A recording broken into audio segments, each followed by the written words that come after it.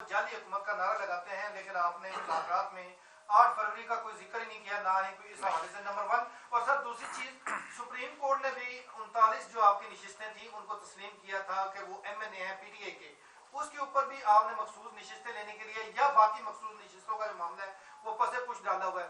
سر تیسری چیز بتائیے گا کہ کمیٹی آپ نے بنائی، ٹائم مقرر آپ نے کیا جوڈیشل کمیشن بنانے کے لیے، جو بھی ٹی او آر ہیں یا چیف جسٹس یا تین، یہ سارا کچھ سر آپ نے کرنا ہے تو حکومت نے کیا کرنا ہے؟ جی میں عرض کر دوں، آپ کے 3 سوال ہیں۔ پہلے آپ نے کہا کہ الیکشن کے حوالے سے ہم کیا کر رہے ہیں، ایسا بالکل نہیں ہے کہ ہم نے اسے پس پش ڈالا ہے۔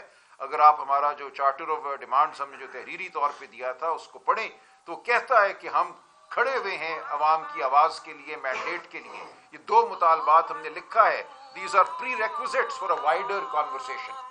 وائڈر کانورسیشن کا مطلب ہے کہ تمام معاملات جن میں الیکشن کا لوٹنا شامل ہوگا، بالکل پہلے پیرے میں آپ دیکھیے تو ہم نے الیکشن کے لوٹنے کی بات کی ہے، ہم نے لکھا ہے these are prerequisite for a wider conversation, لہٰذا ایسا نہیں ہے کہ ہم نے اس کو چھوڑ دیا۔ دوسری بات آپ نے کی، دیکھیں مخصوص ہے کہ سپریم کورٹ کا فیصلہ آنے کے بعد انہوں نے 26ویں آئینی ترمیم کی۔ 26ویں آئینی ترمیم یہ کہتی ہے کہ کوئی بھی ریویو پٹیشن جو سپریم کورٹ کے کسی آئینی نوعیت کے فیصلے کے خلاف داخل کر دی گئی ہے اس ترمیم کے آنے سے پہلے بھی، تو وہ فوراً آئینی جو بینچ ہے، کانسٹیٹیوشنل بینچ جو 26ویں آئینی ترمیم کے تحت قائم کیا گیا ہے، وہاں جائے گی۔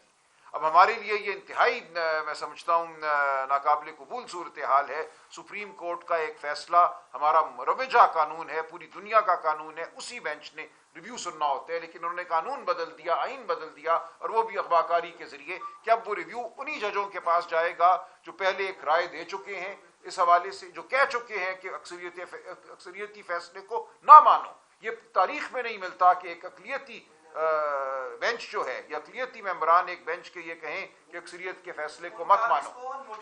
نہیں سن لیجیے نا، سن لیجیے، چونکہ ریویو وہاں پڑا ہوا ہے۔ اگر وہ ریویو حکومت کا کامیاب ہو جاتا ہے تو تمام مخصوص نشستوں سے ہم محروم ہو جائیں گے۔ یہ ہے اس وقت صورتحال، ریویو پڑا ہوا ہے، ہماری کنٹیمپٹ کی درخواست بھی پڑی ہوئی ہے، سپریم کورٹ کے 2 حکم آ چکے ہیں 8 ممبر بینچ کے، الیکشن کمیشن ٹس سے مس نہیں ہو رہا۔ ہم اس معاملے کو بالکل آگے لے کے جائیں گے، لیکن اب 26ویں آئینی ترمیم کے وجود کو ہم نے چیلنج کر دیا ہے، پیر والے دن سے وہ معاملہ آگے چلے گا۔ اگر 26ویں آئینی ترمیم کسی طریقے سے ختم ہوتی ہے، آئینی طریقے سے، آئینی بینچ ہی اس کو ختم کرتا ہے، تو پھر حالات یکسر بدل جاتے ہیں۔ پھر جو ہمارا معاملہ ہے مخصوص نشستوں کا، اس کا ریویو اسی بینچ کے پاس واپس جائے گا جس نے فیصلہ دیا تھا۔ اس وقت صورتحال یہ ہے کہ ایک بالکل نئے بینچ کے پاس یہ جا رہا ہے معاملہ۔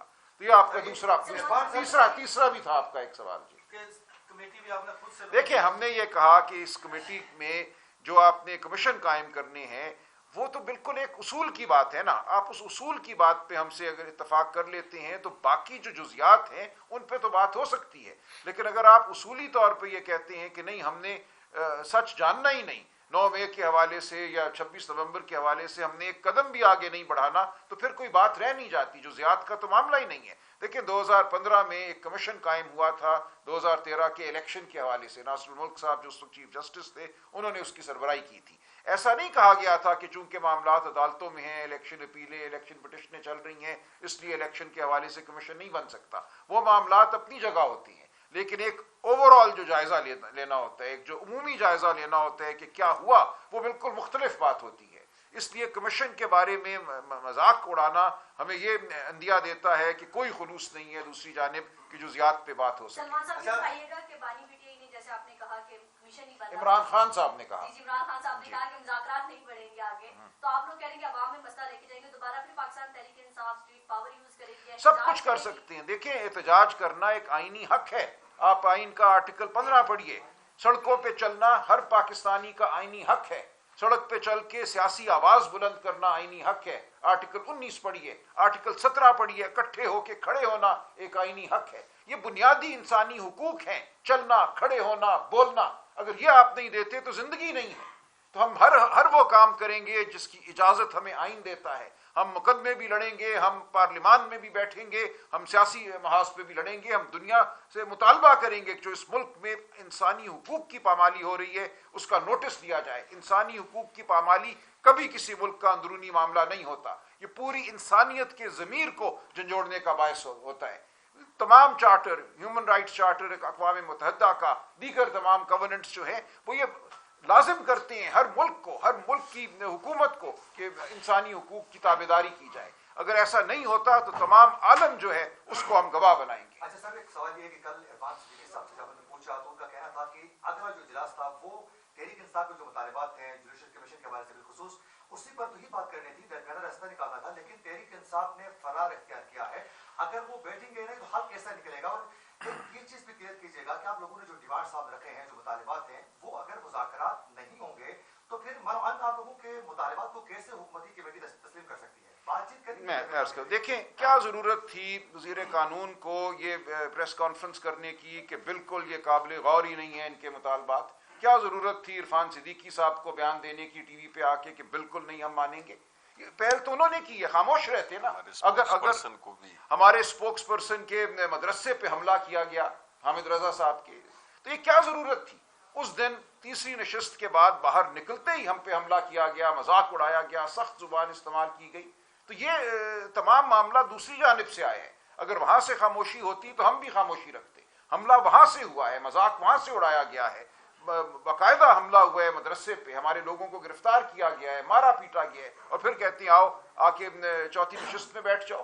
क्यों किया ये सब कुछ? अच्छा सर, ये बताइएगा कि क्या मुज़ाकरात की विंडो अभी भी जा रही है? बानी पीटीए से मुलाकात से मशरूत है या कमीशन लाजमी बनना होगा? पहला सवाल आपसे। शिबली फाज साहब मुलाकात करके आए हैं आज, क्या मौलाना फजलुर रहमान, महमूद अज़ीज़ इनको मुज़ाकराती कमेटी में शामिल कर रहे हैं या तहरीक तहफ़्फ़ुज़ अहले पाकिस्तान के पहले हिस्से हैं? देखिए, खान साहब ने आज ये कहा कि मुज़ाकराती कमेटी की फिलफौर उनसे मुलाकात कराई जाए।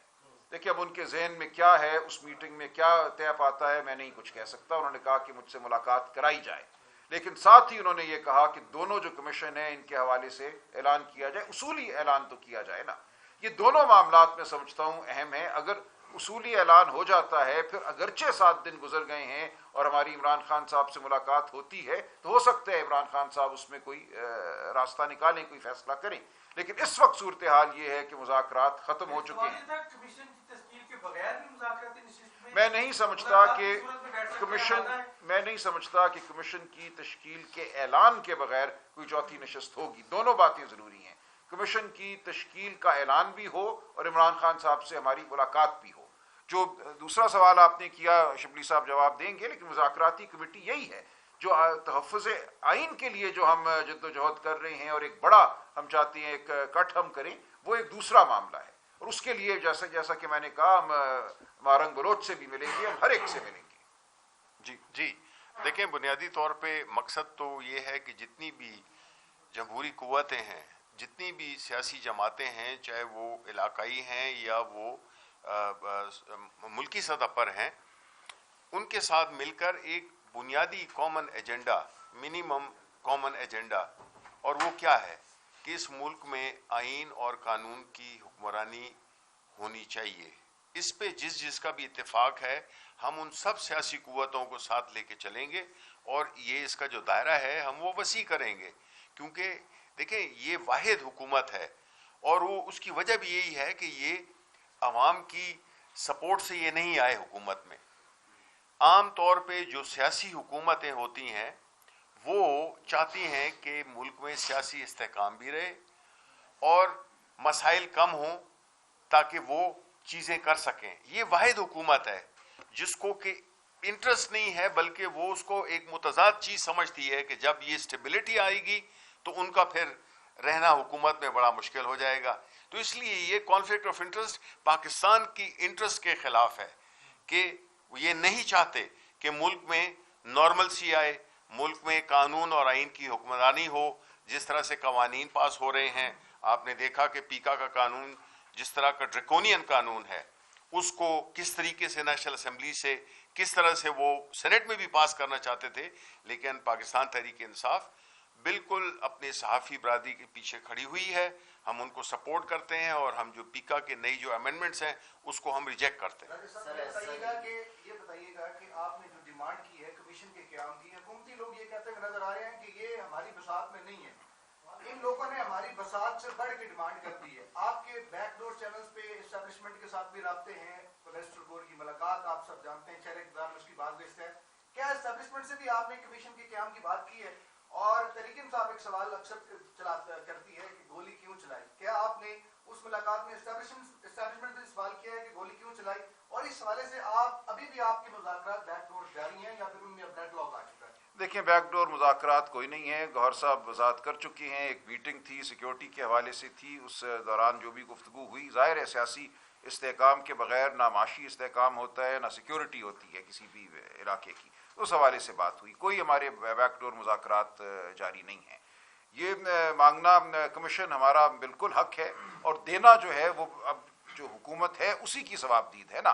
कमीशन ऑफ इंक्वायरी एक्ट है, उसमें हुकूमत को ये ताकत हासिल है कि वो कमीशन कायम करे, और कोई इस हवाले से नोटिफिकेशन नहीं कर सकता। तो हम बात तो उन्हीं से करेंगे। हम पहले भी कहते रहे हैं कि ये एक बेबस हुकूमत है। हमें कहा जाता था कि नहीं, आप सियासी लोगों से बात नहीं करना चाहते, आप राय फरार इख्तियार कर रहे हैं। तो हमने कहा हम कर लेते हैं बात, अपने इख्तियार का इजहार करो, बताओ कि तुम एक बाइख्तियार हुकूमत हो। अब नजर यही आ रहा है, और आप सबको भी नजर आ रहा है कि कौन कितना बाइख्तियार है।